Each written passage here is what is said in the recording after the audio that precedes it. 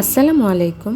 এই রেসিপিটি ফলো করে গরুর মাংসের ঝুরা রান্না করলে আর আপনাদের 4 থেকে 5 দিন সময় লাগবে না গরুর মাংসের ঝুরা খাওয়ার জন্য। খুব সহজেই ঘরে থাকা উপকরণ দিয়ে তৈরি করে নিতে পারবেন মাত্র 2 থেকে আড়াই ঘন্টার মধ্যেই এই মজাদার ঝুরা মাংসটি। আমি আপনাদেরকে একটু মাংসটা ধরে দেখাচ্ছি।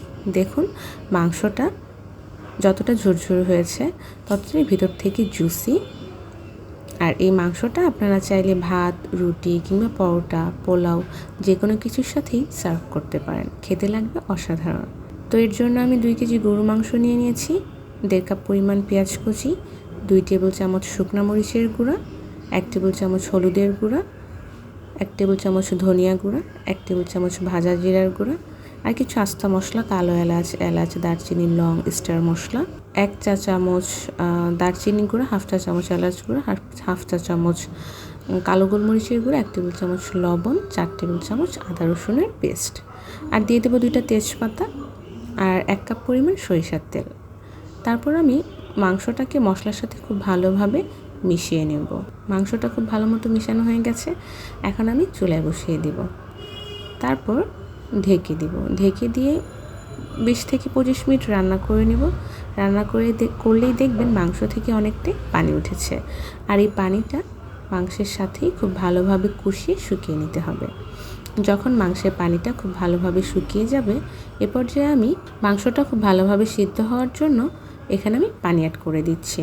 তারপর আমি ঢেকে দিব। এখন হাই হিটে প্রায় 40 থেকে 50 মিনিট রান্না করে নিলেই হবে। দেখুন 40 থেকে 50 মিনিট পর আমার মাংসটা একদম সিদ্ধ হয়ে গেছে এবং অনেকটাই বেশি নরম হয়ে গেছে। এ পর্যায়ে আমি চামচ বা চটি দিয়ে মাংসগুলোকে একদম ঝুরঝুরে করে নিব। আপনারা চাইলে হাত দিয়ে করতে পারেন, তবে অবশ্যই ঠান্ডা অবস্থায় করতে হবে। হাত দিয়ে করতে হলে আমার মাংসগুলোকে আমি ঝুরঝুরে করে নিয়েছি। বাগার দেওয়ার জন্য চুলায় ফ্রাইং প্যান দিয়ে এতে তেল, 1 কাপ পরিমাণ পেঁয়াজ কুচি আর 3-4টা শুকনো মরিচ দিয়ে দেবো।